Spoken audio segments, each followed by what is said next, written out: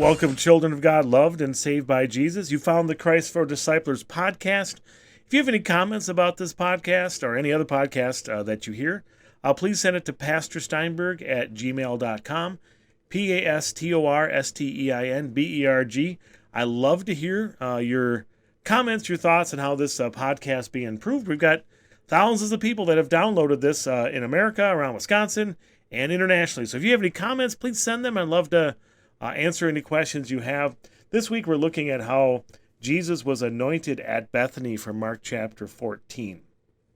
Let me ask you, who do you think wastes money? I mean, you think, who wastes money? Is it somebody in your family? Is it your spouse, your kids? We think, man, they spend money and they just throw it away. Or I wonder if you can think about who might look at you and think that you waste your money. It's funny that someone can look at somebody else and think, what a waste.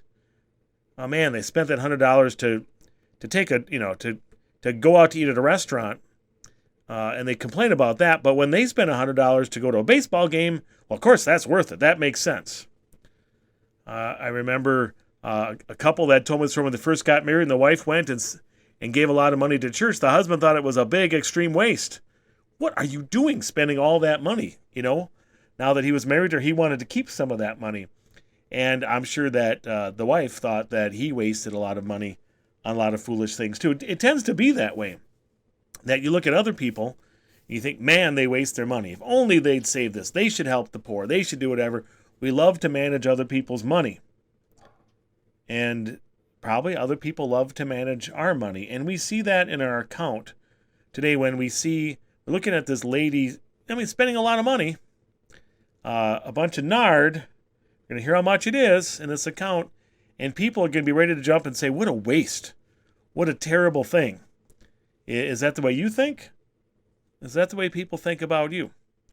Let me read verses 4 and 5 of Mark chapter 14. Some of those present were saying indignantly to one another, why this waste of perfume? It could have been sold for more than a year's wages and money given to the poor. And they rebuked her harshly. So this lady comes in, and I don't know if the lady just seemed like a casual gathering of followers of Jesus. So when she comes in, maybe she was part of that group. They had seen her before, but now she takes this big pile of money, $100,000 worth of perfume, and pours it out in an instant. And everybody knows it and it smells great. And they get it, and right away they think this is awful. What in all that, man? If I had that money, I'd have done something much better than that, man. Indignantly here is the same verb that's used when Jesus was upset that the disciples were keeping the children from him. He was indignant. I don't even use that word very much, but it means like you're stubbornly upset about things. And I think people can do that. And sadly, it happens inside the church all the time. There's other people out there that think you're wasting money, but what I want to focus on is what Jesus does here.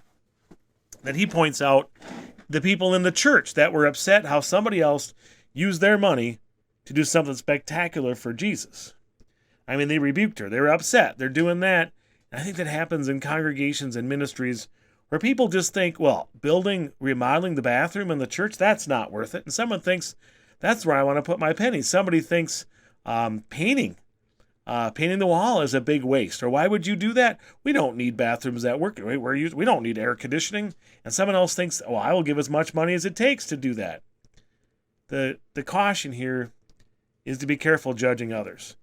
Because as we find with the widow's mite, which we just had, if you've been listening to this podcast, and here we have two ladies who gave extremely different amounts, but each of them were spectacularly praised by Jesus. Each were great, and we can't see what's in their heart.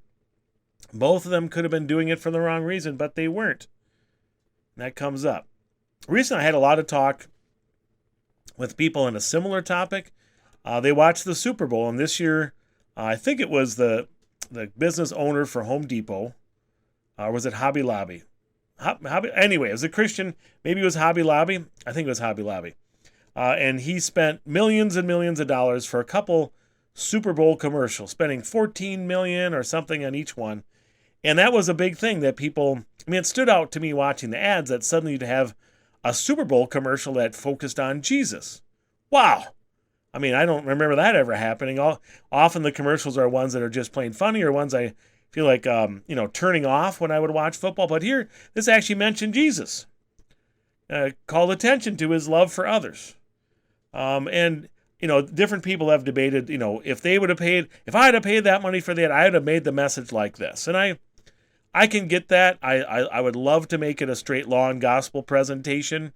But I don't really know.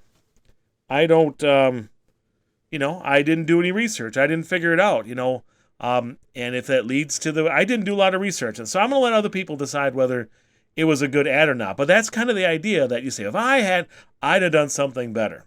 First of all, the guy who did this, he does a lot of generous things. He donates all kinds of things. I think the Bible app that you all use all the time. So some people say, well, instead of using the ad 14 million telling people to love others, maybe he should have spent that on people. He does.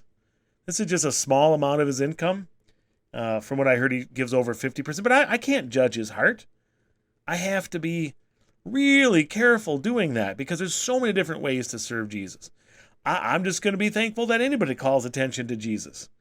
I'm not going to be all upset about how much it was, even though I love to have that much money, because when it comes to how many resources people have to serve God, it's not really finite. We haven't run out yet. God gives in abundance, and he supplies everything we need to give him glory and honor. So I'm pretty excited about that. For me personally, once I spent $1,000 of my own money to advertise and put a billboard up in a town I was a pastor of, that I couldn't convince the congregation to do it to advertise, but I wanted to see what would happen. And I spent $1,000, and some people thought, that's a big waste of money. The reality was we didn't get tons of people that came, but there's one particular lady who came to the Bible study I was offering at a hotel because of that billboard, and she got to know Jesus and she's saved. I don't know if she's still alive. I don't know how many people she shared the gospel with. But for her, that $1,000 was the best $1,000 the church had spent ever. Best $1,000 I ever invested, according to her. Now, we didn't do it again because maybe we thought about maybe we could reach 2 people for $1,000. It wasn't as efficient as we had hoped, but it was still worth it, and we didn't run out of money yet. We can easily think others are just wasters. But when we look at Jesus, we see the forgiveness for our judgmental attitudes. And we see that he really was the biggest waster ever, right? He gave his infinite worth as the Son of God, and so many people don't believe. So many people are not going to take advantage of it. But it's worth it because it saved us. We praise Jesus for trading everything for us, and then we want to trade everything in for him. Thanks for taking 600 seconds so Christ doesn't take second in your life. The Lord bless you and keep you and give you his peace. Amen.